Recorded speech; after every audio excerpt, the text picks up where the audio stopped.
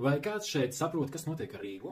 Man, protams, ir sava teorija. Ja jāskatās no Viļņa Ķirša skatījuma, kā notiek lietas Rīgā, nedaudz iepazīstināšos ar viņa skatījuma kontekstu. Vilnis Ķirsis TV24 raidījumā Rīga gatava ar jautājumu zīmi pārmeta Aināram Šlesaram, ka tā ir viņa vaina, kas pat labam darās Rīgā. Kā viņš teica, līdz 2020. gadam Šlesers pārvaldīs esot Rīgu, un tas, kur mēs pat labam esam, tā ir Šlesera vaina. Vēl viņš atcerējās tos gadus atpakaļ, kad Ainārs bija Rīgas domē kā vietnieks, un Vilnis Ķirsis uzdrošinājās pārmest viņam to, ka viņš neko nesot darījis, lai Rīga uzplauktu. Tātad, pielietosim viņa metodi pret šoreiz Ratnieku.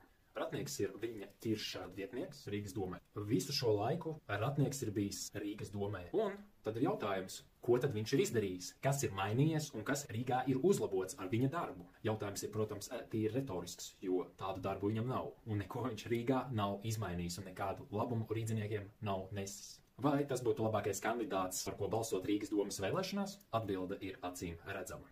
Mana izvēle ir Ainārs Šlesers, cilvēks, kuram ir jauda nepieciešamā zināšanas un pieredze, lai nestu izmaiņas Rīgā, lai sakārtotu infrastruktūru, lai ievestu investīcijas, lai savestu kārtībā turismu un citus sasāpējušus jautājumus. Kamēr Nacionālā apvienība ar Ratnieku priekšgalā, tā skaitā Liānu Langu, cīnās pret krievvalodīgajiem, tikmēr Aināram Šlesaram ir plāns, kā uzlabot ekonomisko stāvokli Rīgā. Izspriežiet paši. Vai valoda var atrisināt mūsu labklājību? Un vai tiešām šajā laikā nav vislabākā izvēle, ko izdarīt, ir atdot savu balsi par cilvēku, kam ir pieredze un kurš zina, kā izvilkt Rīgu no šī purva, kurā pat labāk mēs esam? Pacelsim Rīgu, pacelsim Latviju.